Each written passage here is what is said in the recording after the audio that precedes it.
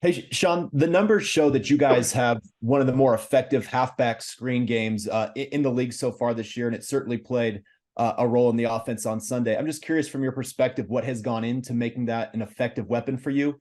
And conversely, what do you guys need to do to get the wide receiver screen game kind of improved in the same way? Yep. Good question. I think, look, it's interesting. We put a lot of time and energy into it. And if you said ultimately what do we think is important relative to the halfback screen game, we're going to play certain teams that rush a certain way. And ultimately it's a timing element of when the first offensive lineman, call it the guard or center, gets out, the back releases. And then how do you handle pressure?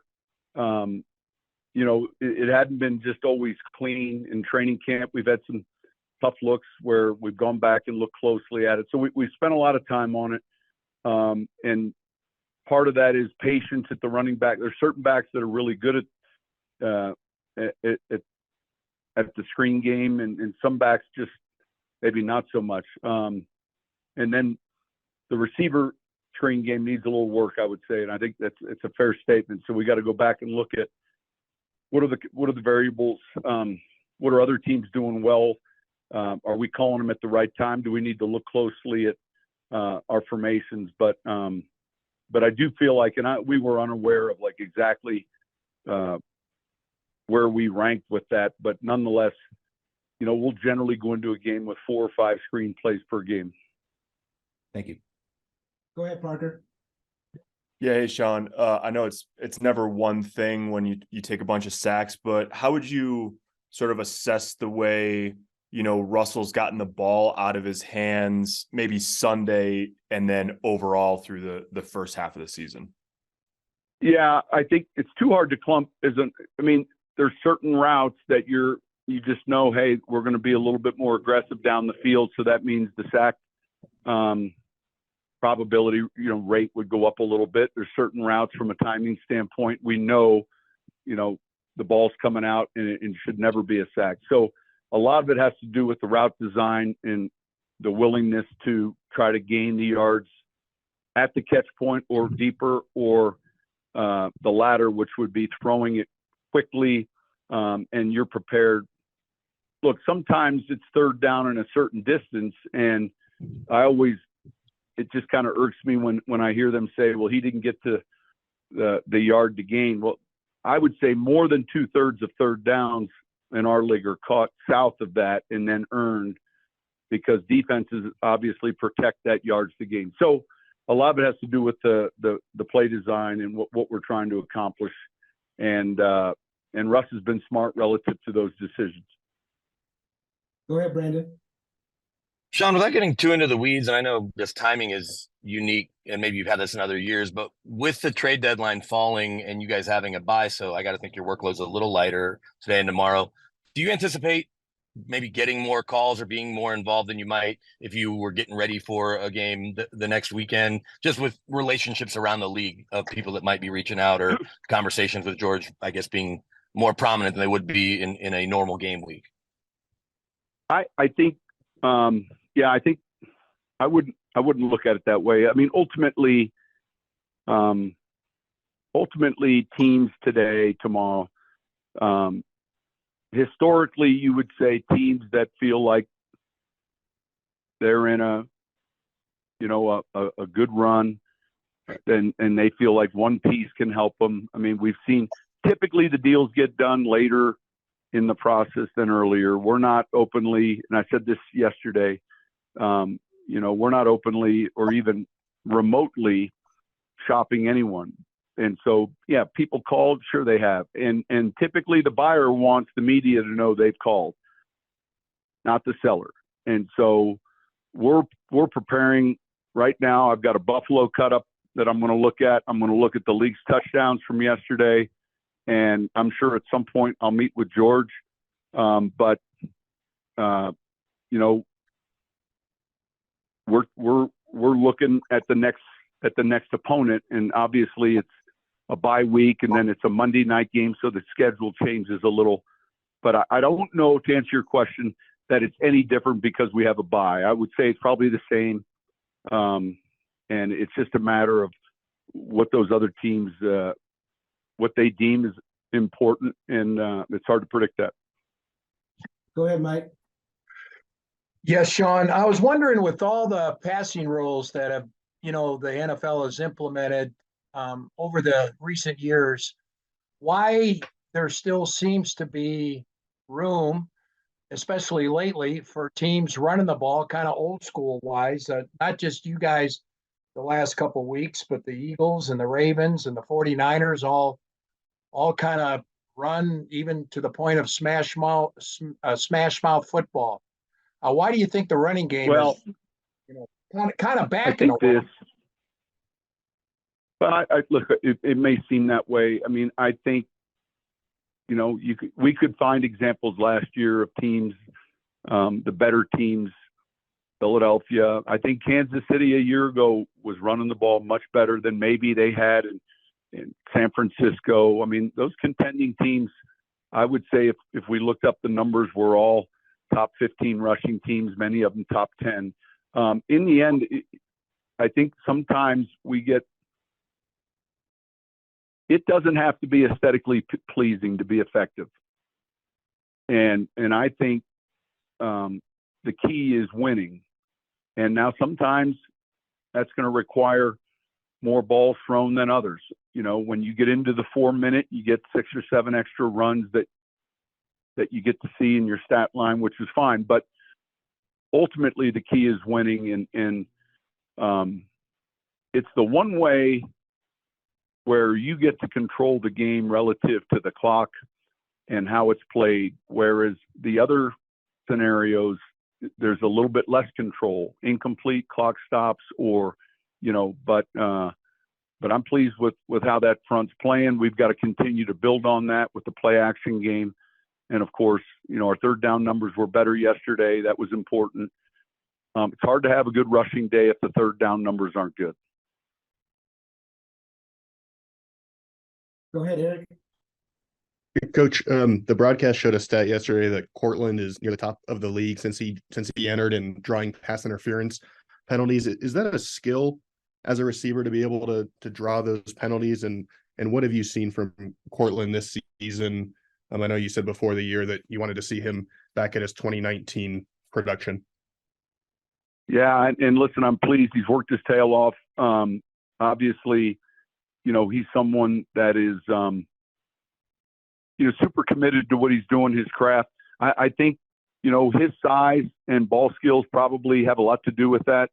And so when you're matched up in some bump and run situations, or you're trying to, handle him in the ball thrown, high and away, I think a lot of it has to do with his skill set. He's got real good instincts for the ball when he's down the field. It's an interesting stat that I wasn't aware of. So, but he's someone who's very comfortable in traffic.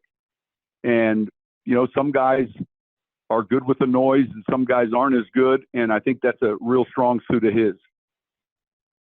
Go ahead, Arnie. Arnie, can you hear us? Okay, we're going to go to Troy Ray. Go ahead, Troy. Coach, you had said yesterday that the personality was developing for the team as a whole. Do you have what your goal is of the identity of the offense? Your offenses have been so prolific as a head coach, but I get a question, what is your identity now, do you feel? And what is it kind of the goal of your offense and identity for this offense?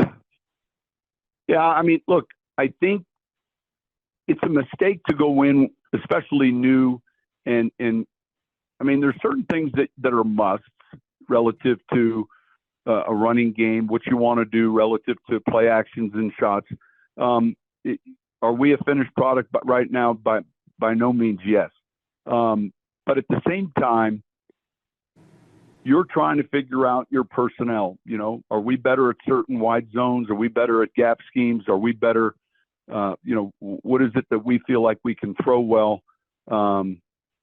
And I would say the longer I've done this, in those early years, you're the play caller, but you're the head coach. And so here it is 16, 17 years later.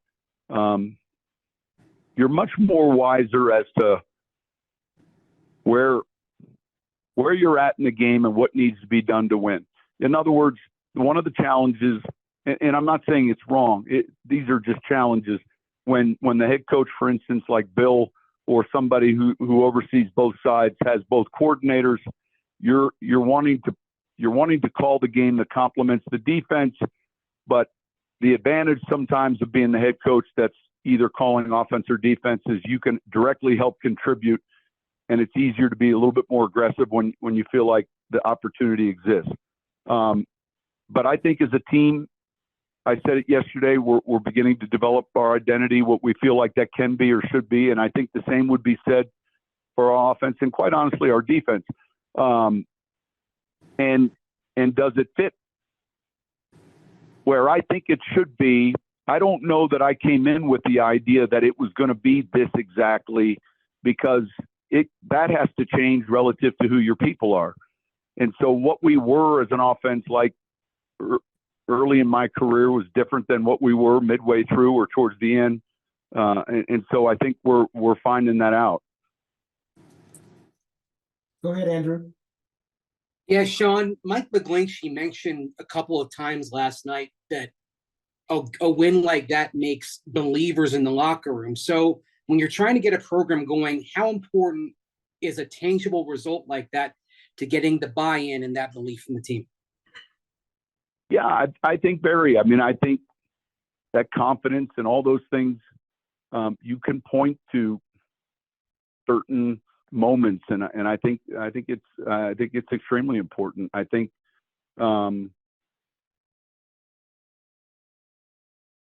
I think that, look, it's a quality opponent, and when you beat a quality opponent, you begin to see yourself in that same light, and then I think he's right.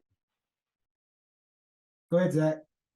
Hey, Coach, how do you approach a bye week with the players, coaches, yourself? What do you try to get out of this week?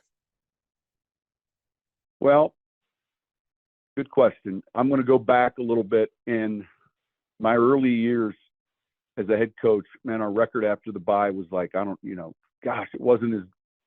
And Andy Reid was in Philadelphia, and I called Andy up, and I said, what are you doing? Andy was like 9-0 after the bye, and Andy said, look, I get them out of here after Monday, and if they win the game, sometimes I don't even have them come in Monday. And I said, what about the coaches? He said, I do the same thing. So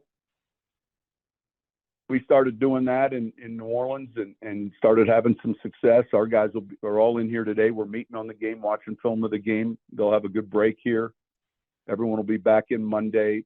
We'll have a bonus prep day Tuesday because we're playing on Monday night. And so the unusual part of next week for you and everyone will be, Wednesday is the day off, which is like a Tuesday, and then just do the math going forward. But to your question, we looked at, who was doing a good job with it. And Andy was the one that kind of really told me what he was doing. And so I've implemented that since. Go ahead, Chris. Yeah. Hey, Sean, I'm wondering if you could just go over some of the keys in your estimation on why the defense has shown so much improvement in recent weeks. And are you surprised at all just how quickly things have turned around on the defensive side of the ball for the Broncos? Yeah, I said this yesterday. Look, you get back to work, you go to work, and I think it's never as rosy as we would like to believe, and it's never as bleak as we would like to believe. Now, that doesn't sell in your world, but that's just the truth. And so I think it first starts with the rushing game and our ability to defend the run. And I think that really it would be the first tangible thing I'd point to. We've created the takeaways. The passing situations have all then gone on in our favor. And guys have worked hard to make corrections and improve. And so those would be the first things that come to my mind. In other words, being better against the run, fitting the run better. I think they had 58, 60 yards rushing yesterday. And then situationally, our third down and red zone, particularly in the last 2 games with Kansas City, have been really good. Go ahead, Ryan. Hey, Sean, sticking with defense, I was wondering, against Kansas City yesterday, against a pretty solid offensive line, just why do you think the pass rush was so effective on Sunday? Yeah, well, I mean, there's 2 or 3 things. I thought we did a good job for the most part of keeping him in the pocket. There were a few times that he extends and moves out of the pocket. I mean, he's difficult, and he found a couple big plays, but I thought we defended the second act. You know, I mentioned that to you guys. I thought we defended the second act pretty well. And I think at times it resulted in a sack as opposed to a later completion. And now that requires a lot of energy. In other words, I'm rushing the passer. I think it's going to be, let's say, 3 seconds, 3.5 seconds. Are you willing to rush for 7.5 and then get another fresh player in there in a rotation? Because that's difficult to do. All right, one more. Hey, Coach, it seems when it comes to the trade deadline, everybody's assuming the Broncos are going to be sellers. But what about being a buyer? What's your process with George to look at an acquisition that could help the team? And where are you guys perhaps in that journey? Yeah, listen, this is the hardest time of the year for all the people in the media whose job it is to try to get that information. And so, you know, never once would you hear George or I say to any of you, you know, hey, we're not interested in selling, but we might be looking at, you know, in other words, that would be something we'd just fill you in after the fact, but we'd assure you you'd be the first to know after the fact.